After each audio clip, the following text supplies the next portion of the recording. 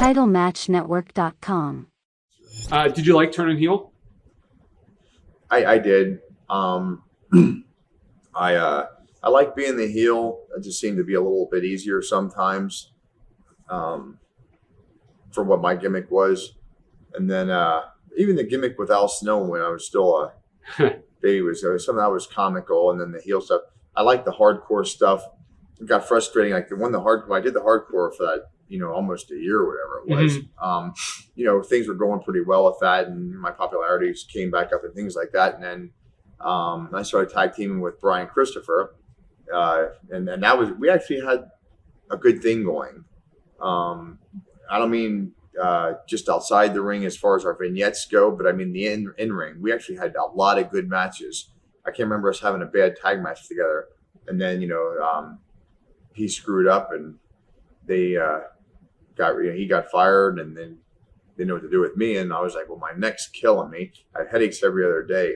I'm gonna go get my neck checked. Well, they're like, well, now's a good time because that thing happened with Brian. Which, believe me, if that wouldn't have happened, I'd have sucked up the pain for another year of it, no matter what.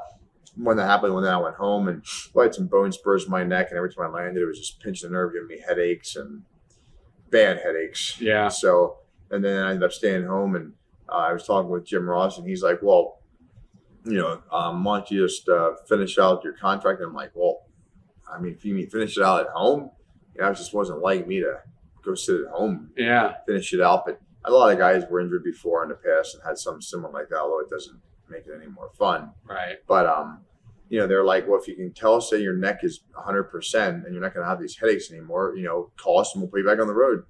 Well, I had my neck operated on. Well, then after I had it operated on, it took me 11 months to get my strength back. My strength is okay on everything, but it's like the nerve that was pinched over here. It was like when Benoit had it, he had atrophy. Kurt Angle had atrophy. So, all the guys experienced atrophy and pain and numbness, Austin, everybody. All my pain went up and gave me headaches every day. Oh, wow. I had no numbness down, just headaches.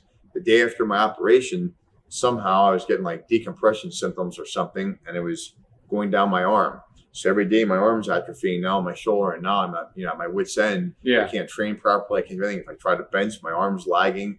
Well, it took me 11 months of just busting my butt to get back to where I was the day before I got it operated on. And I had that minimal invasive surgery through the front. Oh, okay. So it's not like you're laid up for a year like the other guy's surgeries. You're allowed to go back in a week and start out slow and get back into it. Yeah. And that's what I was doing. And I was just getting so pissed off. So, about a year went by and stuff. But anyway, even when I saw the guys in the office lately, that's the only question they ever have is your neck 100%? I'm like, well, it's not 100%, but I'm better. Yeah. But they want to know that you're not going to have any problems because there's no reason for them to put you back in an angle if you're going to be out. Yeah. When you teamed up with Brian Christopher, did you travel with him at all? Or? Nope. Oh, okay. Well, if we had appearances, we traveled together. Okay. Sometimes you have to go to appearances, and then we'd be on the road doing appearances for a couple of days before we get to the arena, so we'd be traveling those days. But if we actually didn't have anything like that lined up, I would just travel with Bob or about Holly, and he would travel with one of his friends or whatever. So some guy said he was pretty wild on the road. Brian, did you ever experience he's that? A party animal. Yeah. Wow. So you started talking about that before. When he got fired, at that point, I guess it kind of left you in limbo a bit, huh? Because they didn't know what to do with you at that time, right? They left me in limbo because our tag matches were going really well. Like I said, the matches were great, and the vignettes backstage and stuff were all great. And then sometimes they filled attrition with us. So the whole scenario was pretty funny, and everything was going well. I'm like, actually, at that point in time, I think it could have been any better. Our matches were always good together. It just clicked, you know? And when that happened, I think they kind of anticipated us being together for like the next year as a tag team. And the way it was going, there was no reason not to think that because for 4 months, everything was going well. So when that happened, everybody's like, well, I don't think I was in the back of anybody's mind to do anything different for an angle because this was going well. When it's working, you don't fix it. So when that happened and then my neck problems, it's like, we'll go home till I figure something out for you. Well, when you're at home and an angle's dried up and they're trying to figure out a new one for you, I've seen guys sit home for 3 years. Yeah.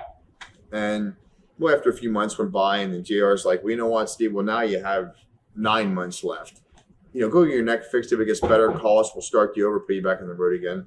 Well, before you know it, I had problems getting to Canada, so I had to go get a minister's permit, it's called, so you can get back and forth into the country without being held up at customs all the time. Yeah. So it took 3 months to get that one. Now I got 6 months left. Well, my point is it went so fast that with 6 months left, they're like, go, just stay home. If you get your neck fixed, we'll talk again, put you back on the road for a few years. And that's kind of how it was, just kind of ran out like that. I didn't say they mentored me, but I had questions for like Dynamite and Benoit and so on, more of the psychology. Yeah. And then like after I was up there for about 3 months, the psychology clicked in my head and then I could just go. I got to the point where 20-minute matches were pretty easy to keep the people into them because my psychology was really good. Yeah. And then after like 9 months, I felt like my psychology was great. I used to just, work on it constantly, writing down things, stuff like that. And then after I left Stampede, I actually was supposed to go down to Titan, and I had a 2 or 3 week gig scheduled in South Africa. And I kept my word to a guy over there, Gamma Singh, to go down there and wrestle, main event with, against him. That's where I got sick. Well, it cost me, 3 years of my life on my deathbed, 2 years of medicine getting better, and all to keep my word to a guy. So instead of going to Titan back then, what's frustrating for me at that point was my psychology was, I don't mean to blow smoke up my nose, but my psychology was great when I left Calgary. And then when I was out of the business for 5.5 or 6 years from being ill, my psychology slipped. So when I started back in Titan later on, it took me a couple months just to get back into the swing of things. And then not only the psychology aspect, that started coming. I mean, I always know how to work a match. Yeah. But I mean, like, put me in there, just say, okay, 20 minutes. I could just go. Yeah. I did hour matches. We did an hour match. The first match I was in Africa. Wow.